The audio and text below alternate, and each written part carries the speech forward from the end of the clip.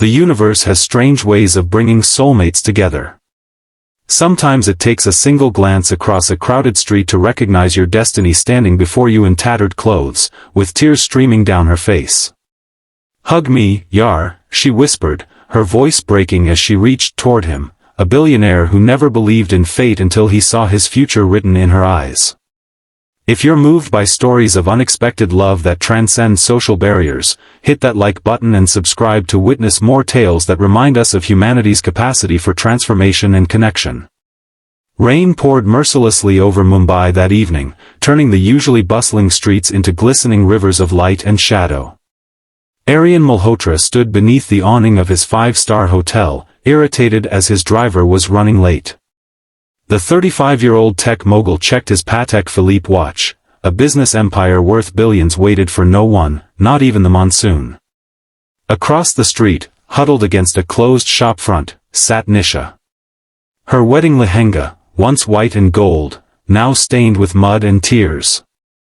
The intricate embroidery that had taken artisans months to create was soaked through, weighing her down like the burden of her circumstances. 6 hours earlier, she had been a bride. Now, she was homeless.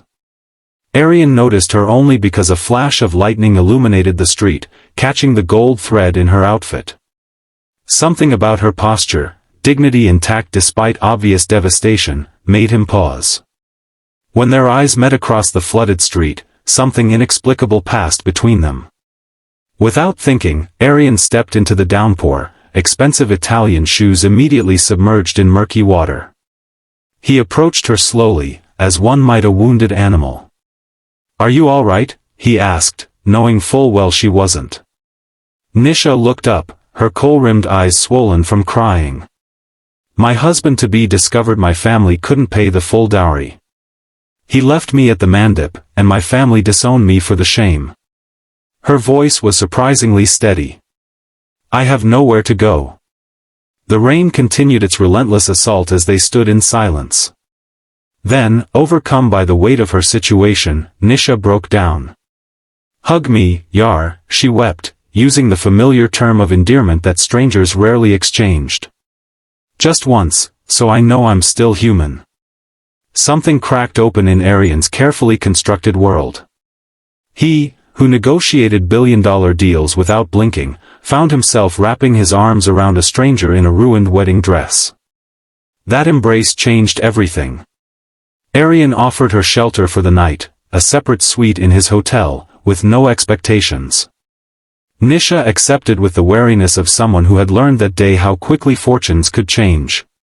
The hotel staff raised eyebrows at the bedraggled bride accompanying their prestigious guest, but Aryan's cold stare silenced any whispers. Morning found Nisha transformed by a hot shower and hotel-provided clothes, though her eyes still carried the shadows of betrayal. Over breakfast, Aryan learned she was a talented software engineer who had put her career on hold for an arranged marriage her family had pressured her into. "I can offer you a job," Aryan said impulsively. "My company always needs good engineers." Nisha's eyes narrowed. "I don't need charity." "It's not charity if you're qualified," he countered. "Consider it an investment." She accepted with reluctance, determined to prove her worth beyond his unexpected kindness. The following months unfolded in unexpected ways. Nisha moved into a modest apartment Aryan helped her secure and threw herself into work at his tech company. Her brilliance quickly became apparent. She had a gift for solving problems others couldn't see. Within 6 months, she had developed an algorithm that revolutionized their main product. Aryan watched her transformation from a distance, careful not to overstep. The broken woman from the rainy night had blossomed into a confident professional who commanded respect in every meeting. Something about her resilience fascinated him, he who had been born into privilege and had never known true hardship. Their professional relationship remained strictly that, though both felt the undercurrent of something deeper. Nisha was determined to stand on her own feet before entertaining any other connection. Aryan respected this boundary, even as he found himself thinking of her at odd moments during his day. A year after their first meeting, Aryan's mother fell seriously ill. The woman who had raised him alone after his father's early death now lay in a hospital bed, her usually commanding presence diminished by tubes and monitors. For the first time in his adult life, Aryan felt utterly helpless. It was Nisha who found him in the hospital corridor, staring blankly at the wall. Without a word, she sat beside him and took his hand. "My turn," she said softly. "Hug me, Yaar." He collapsed into her embrace, the roles now reversed. She held him as he finally allowed himself to feel the fear of losing his only parent. Through the long nights at the hospital, Nisha remained by his side. She brought homemade food, handled calls from concerned board members, and most importantly, told his mother stories that made the older woman laugh despite her pain. When Mrs. Malhotra finally began to recover, she took Nisha's hand and whispered, "You're the daughter I never had." As his mother healed, Aryan realized something had fundamentally shifted. The woman he had rescued was now rescuing him in ways he hadn't known he needed. Her strength wasn't despite her vulnerability but because of it, she understood pain and therefore knew how to heal it. On the anniversary of their first meeting, Aryan took Nisha back to the street where he had found her. The monsoon season had returned, though this time they stood together under one umbrella. "Why did you bring me here?" she asked, uncomfortable with the memories the location evoked. "Because this is where my life changed," he answered simply. "I was successful but empty. Meeting you, seeing your courage, made me realize how much I was missing." Nisha looked away. "I wasn't brave. I was desperate. Sometimes they're the same thing." He took her hand. "That night, when our eyes met across the street, I saw something I'd been searching for without knowing it." "What was that?" she asked, her voice barely audible above the rainfall. "My destiny," he replied. "Not a business empire or another acquisition, but a connection that made everything else meaningful." Nisha's eyes filled with tears, but unlike a year ago, these were not tears of despair. "I saw it too," she admitted. "But I needed to find myself first." "And have you?" he asked. She nodded. "I'm not the same woman you found in a ruined wedding dress. I'm stronger now. Strong enough to take a chance on us?" Aryan asked, his usual confidence wavering. Instead of answering, Nisha stepped closer and whispered, "Hug me, Yaar," echoing the words that had first connected them. This time, there was no desperation in her request, only invitation. Their embrace felt like coming home. The rain continued to fall around them, but neither noticed. They had weathered their own storms and found shelter in each other.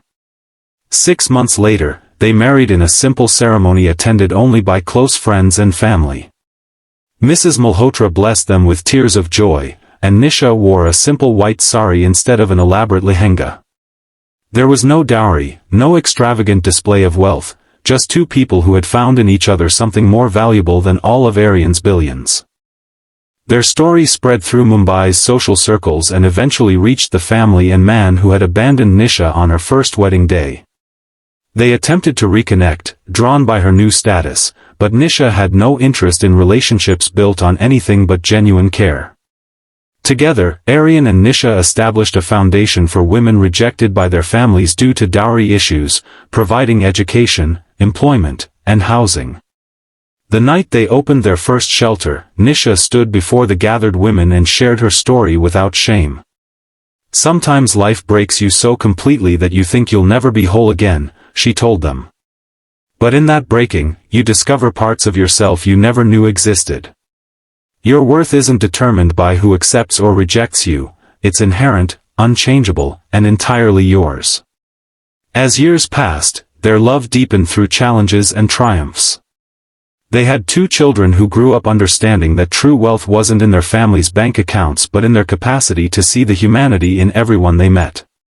On their 10th anniversary, Aryan gifted Nisha a small crystal raindrop pendant. "To remember the storm that brought us together," he explained. Nisha smiled, touching the necklace gently. "Some people spend their lives avoiding storms," she said. "But we found each other because we were willing to stand in the rain." That night, As they stood on the balcony of their home watching another monsoon roll in, Arian wrapped his arms around his wife from behind. No words were needed between them anymore, they had learned each other's silences as thoroughly as their voices. The universe does indeed have strange ways of bringing soulmates together. Sometimes it takes losing everything to make room for what you truly deserve.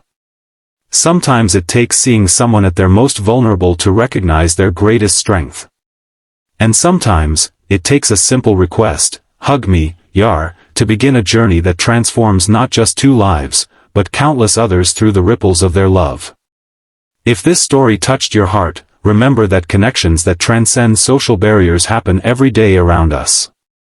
Like and subscribe for more stories that remind us of our shared humanity and the transformative power of love that sees beyond circumstances to the soul beneath.